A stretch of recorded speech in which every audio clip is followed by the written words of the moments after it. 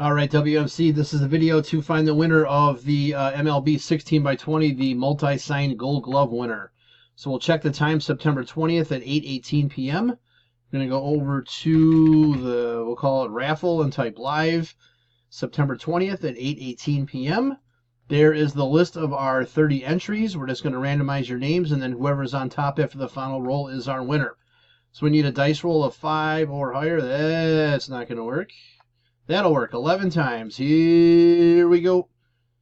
1, 2, 3, 4, 5, 6, 7, 8, 9, 10. Last and final. Here we go. Good luck. It is John. Spot 13 is your winner. So, John, please message me to collect your photo. There is our verification code. Our timestamp, once again, September 20th. 8:19 p.m. That's it, guys. Thanks.